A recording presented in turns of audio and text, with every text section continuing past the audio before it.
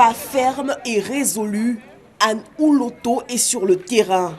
Ce jeudi, elle fait l'état des lieux des sites d'assainissement inondables dans la commune de Cocody.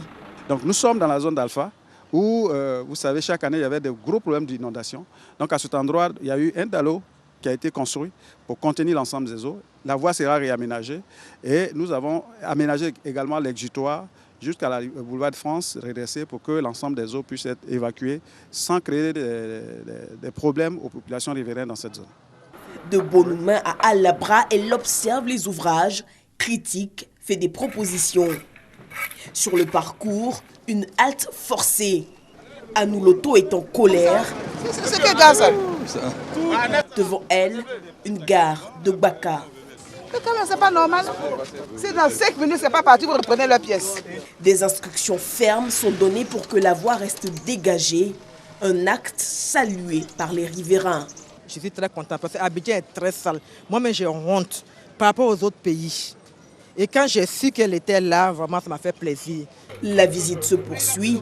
Plus loin, la ministre pousse le portail d'une concession. Ici, le propriétaire a étendu les limites de sa maison.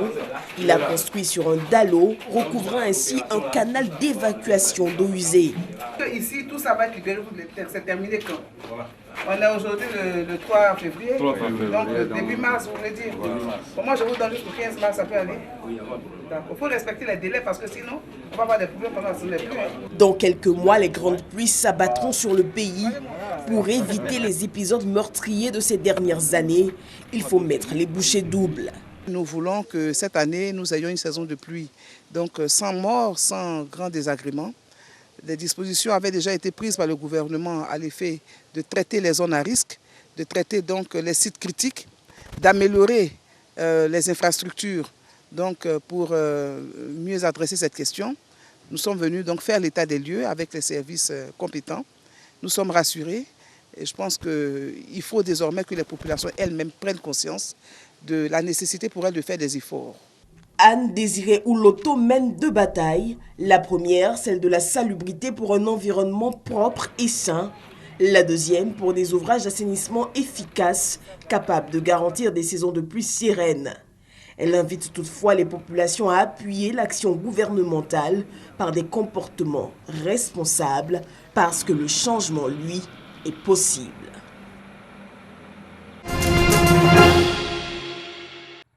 Pour rendre la filière anacarde compétitive, le gouvernement ivoirien a engagé des réformes axées sur 6 stratégies, dont celle relative à l'encadrement des producteurs.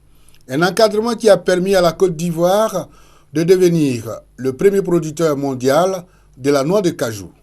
Pour cette campagne 2016, cet encadrement va s'étendre à la reconnaissance des maladies, des ravageurs et des stratégies de lutte contre les ennemis de l'anacardier. Après une enquête qu'on a menée auprès des producteurs, avec les chercheurs de l'INP, on a jugé opportun et important d'introduire ce module pour essayer de répondre aux attentes des producteurs.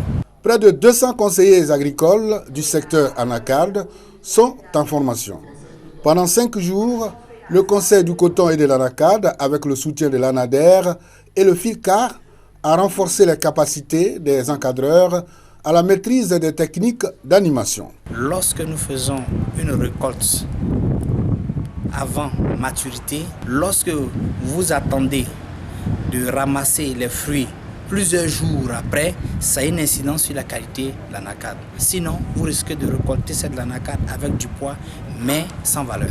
L'année dernière, ce sont plus de 100 000 producteurs formés sur les techniques de récolte, post-récolte, de création et d'entretien des vergers anacardes. Ce suivi a fortement amélioré la qualité du cajou ivoirien.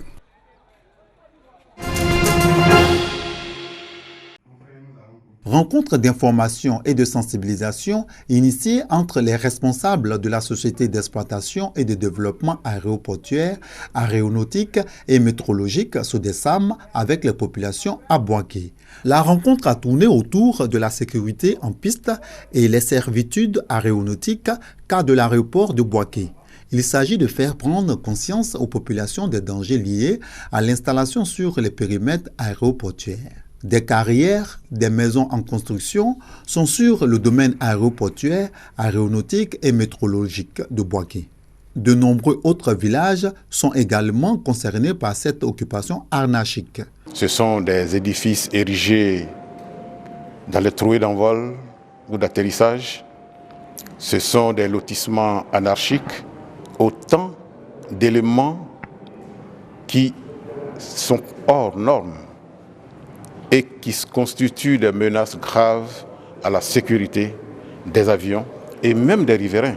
Le DGA de la Soudessam, Kwaku Nguessan, invite les populations à la mise en œuvre d'un certain nombre de recommandations émises pour la protection de l'environnement aéroportuaire de Bouaké. Avec 3300 mètres de piste, l'aéroport de Bouaké possède l'une des meilleures pistes d'atterrissage en Côte d'Ivoire. Il fait partie des 3 aéroports internationaux ivoiriens.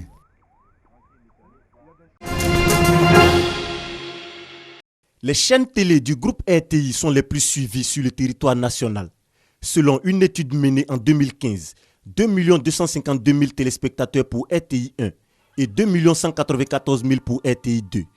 Ces données parlent d'elles-mêmes. La RTI affirme son leadership.